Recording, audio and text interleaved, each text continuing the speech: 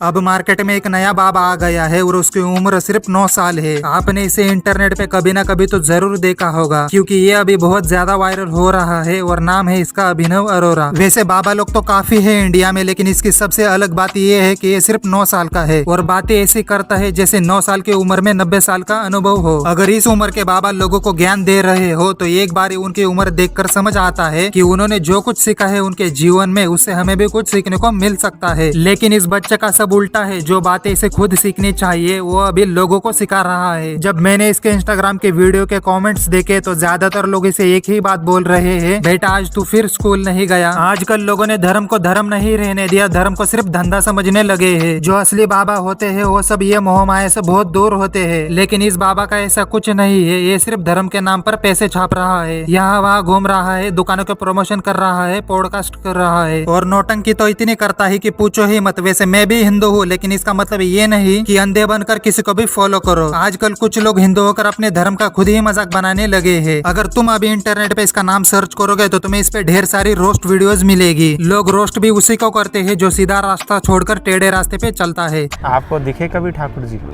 हम उम्र से करते हैं, बात भी करते हैं, दर्शन देते हैं। क्या कब करते हैं बात?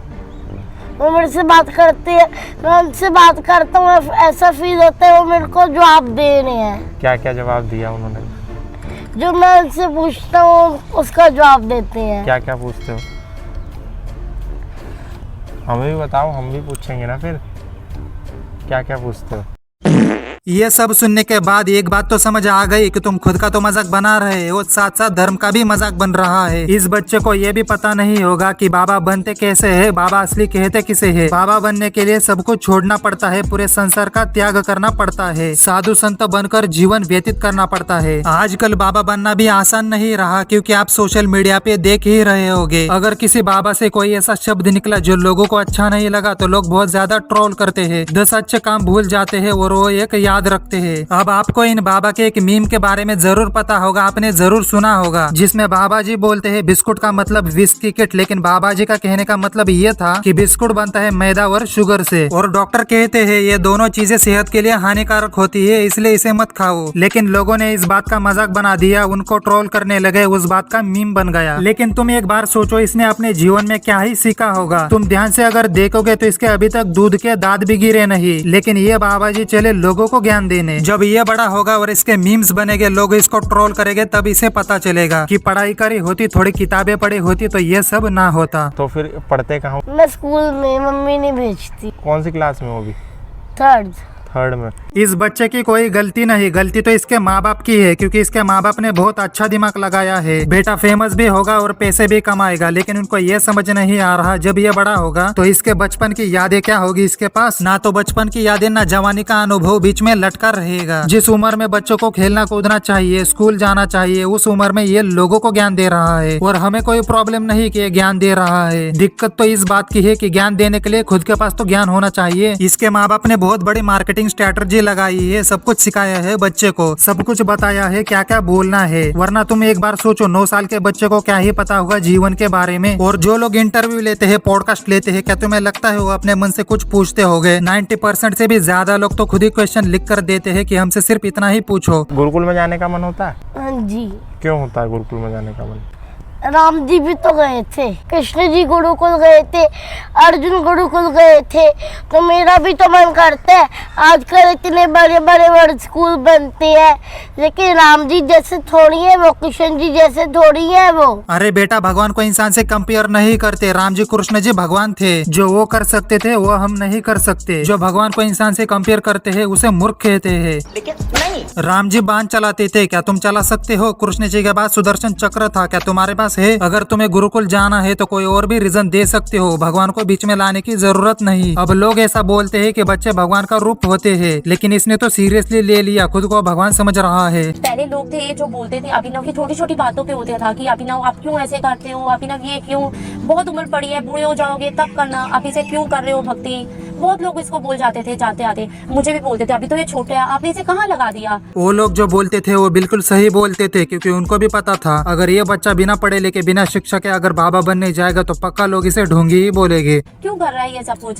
अब पता है वो जो लोग पहले ये सब कुछ बोलते थे ना अभिनव को, अब वो आते हैं और अभिनव को कहते हैं आपके साथ एक फोटो खिंचवा ले, तो वो मुझे लगता है कि जो चाहिए था ना हमें वो मिल गया।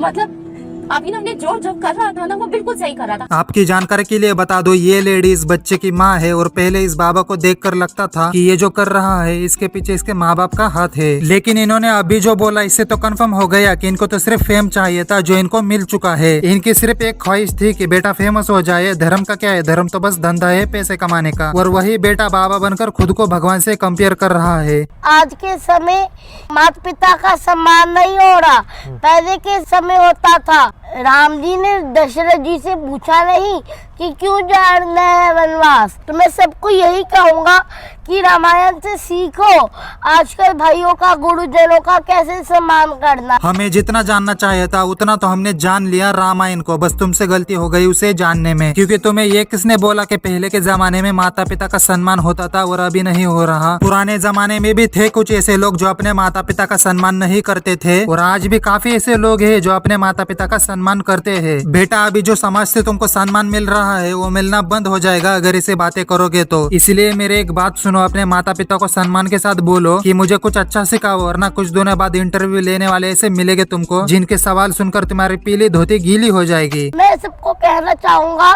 कि वो सब भी भक्ति करें। मैं ठाकुर जी को अपना माता पिता, बंधु बहन, सखा सब कुछ मानता हूँ।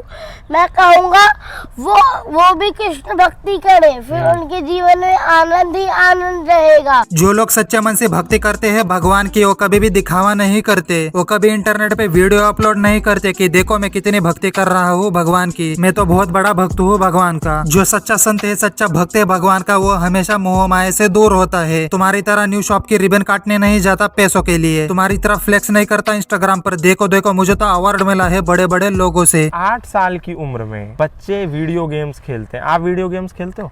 नहीं, मैं भजन सुनता हूँ। भजन सुनते हो? तो घर वाले मना नहीं करते कि क्या भजन सुनते हो, जाओ बाहर जाके खेलो, जाओ वीडियो गेम खेलो? जब माँ बाप को पैसा मिल रहा है, बेटे के 9 लाख फॉलोअर्स हो गए इंस्टाग्राम पर, तो माँ बाप क्यों बोलेंगे बाहर जाने को? और वैसे भी इस माँ बेटे की बातें सुनकर साफ साफ समझ आ रहा है कि इसके माँ बाप को सिर्फ फेम और पैसा चाहिए, और इसके बच्चे की बातें सुनकर ये तो पता चल गया कि इसको सिर्फ सिखाया है कैसे बोलना है, कैसे जवाब देना है लोगों को। तो मैं सिर्फ इतना कहना चाहूंगा, तुम चाहे पैसे कमाओ, नाम कमाओ, लेकिन धर्म का मिसयूज मत करो। तो बस यार, ज्यादा नहीं बोलूंगा वरना विवाद हो जाएगा। और हाँ, चैनल को सब्सक्राइब कर दो, वीडियो को लाइक कर दो। तो बाय, मिलते हैं नेक्स्ट वीडियो में।